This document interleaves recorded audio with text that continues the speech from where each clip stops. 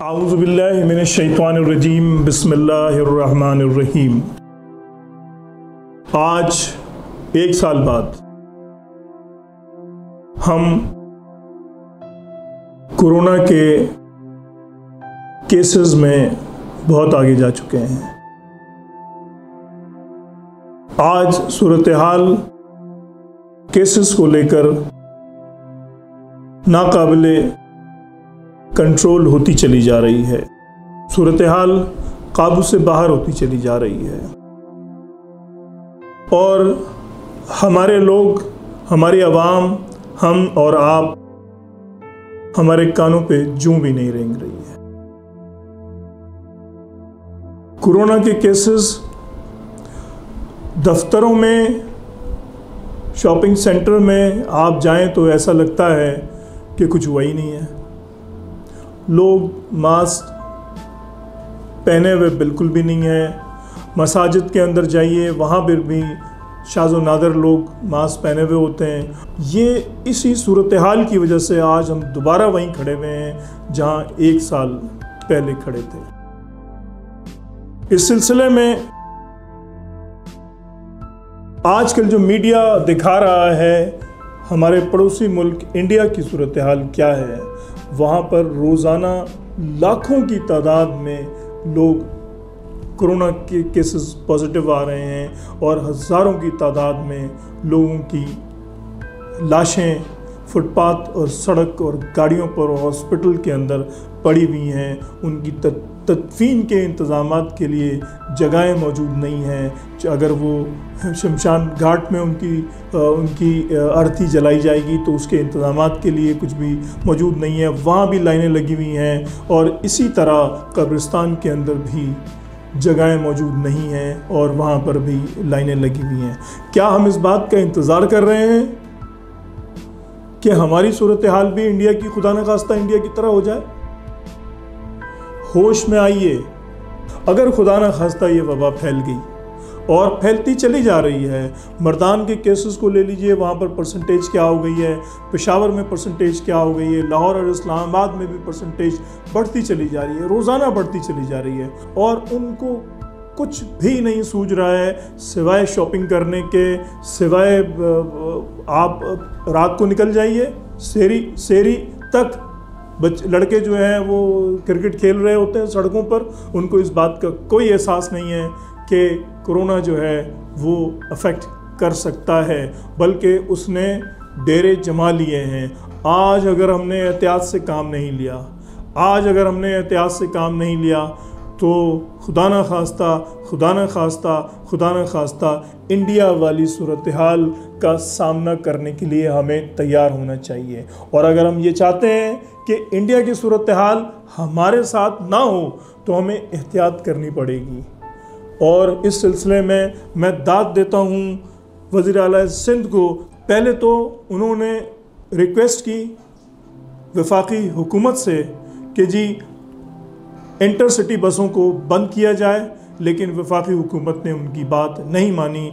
आखिरकार उन्होंने आज ऐलान कर दिया कि स्कूल ताहुक्म सानी बंद कर दिए, इंटरसिटी ट्रांसपोर्ट भी तकरीबन बंद कर दी है। कारोबार SOPs के साथ चलाए जाएंगे, वरना दुकानें सील कर दी जाएंगी और गिरफ्तारियां भी होंगी। उसके लिए टाइम जो उन्होंने मुकर्रर किया है सुबह 6 बजे से शाम 6 बजे तक का, और ये बेहतरीन टाइम है कारोबार करने का।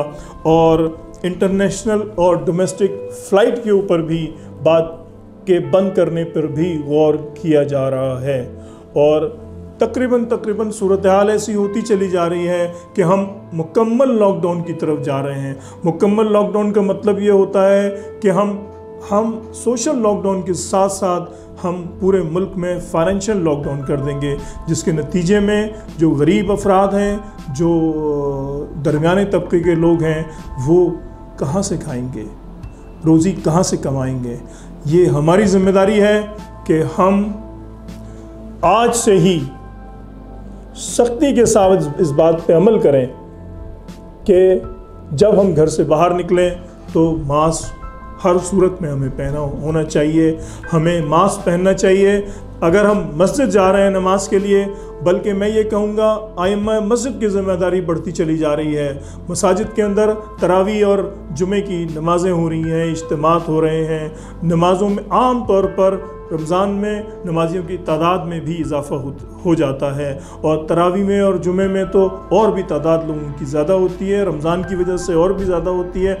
मैं गुजारिश करूँगा अइम्मा कराम से, जो अइम्मा मसाजिद हैं, जो मसाजिद में नमाज़ पढ़ाते हैं, वो इस बात पर ज़ोर दें अपने मुक्तदियों को कि वो मास्क पहन कर और SOPs पर अमल करके आएँ, वरना हम भी उसी तरफ जा रहे हैं। वो करीब है, बहुत ज़्यादा दूर नहीं है।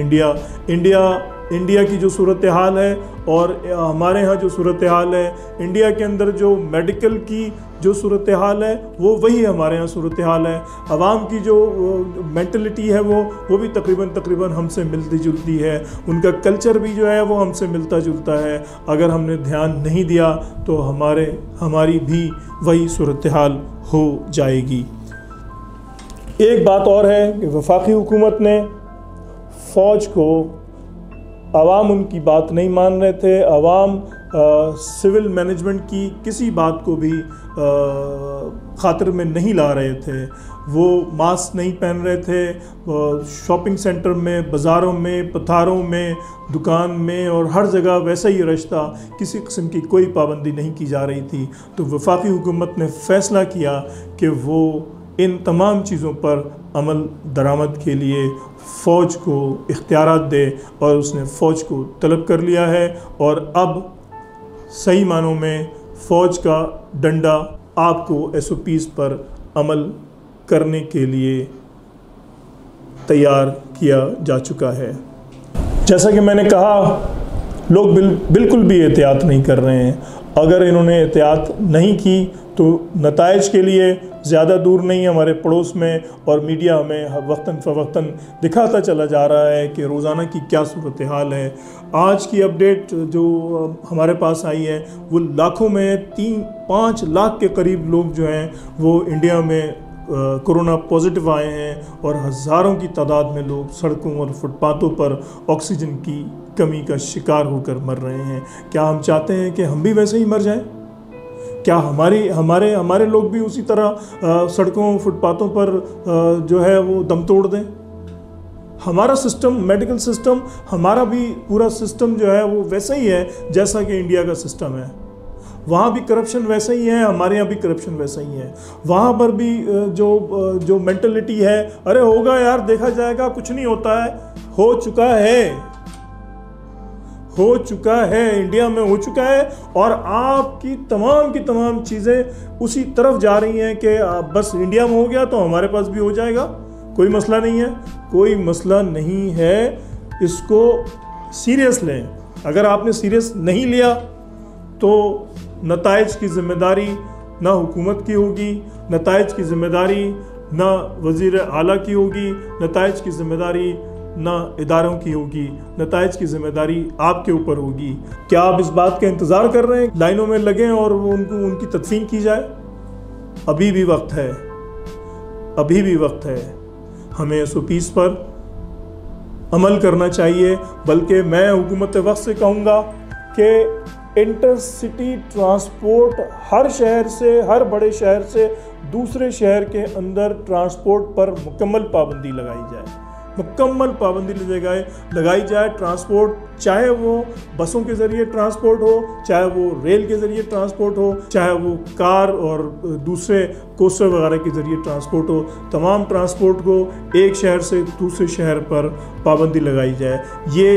ये वबा है और इस वबा का कोई इलाज नहीं है। इसके लिए सिर्फ एक ही इलाज है जो कि हदीस नबवी सल्लल्लाहु अलैहि वसल्लम में बता दिया गया है कि अगर किसी शहर में किसी ज़िले में किसी जगह पर वबा फैली हुई है तो वहाँ पर कोई नया आदमी एंटर ना हो, और जहाँ वबा फैली हुई है वहाँ से कोई दूसरी जगह पर आदमी ना जाए। यही कंट्रोल करने का एक तरीक़ाकार है। इस पर अमल कीजिए। जो हमारे जो डॉक्टर साहिबान कह रहे हैं, जो मेडिकल एसोसिएशंस हमें रेकमेंड कर रही हैं, उसके ऊपर अमल करें, वरना फिर इंतज़ार कीजिए। जैसा इंडिया में हो रहा है वैसे ही आपके साथ होगा। अस्सलाम वालेकुम।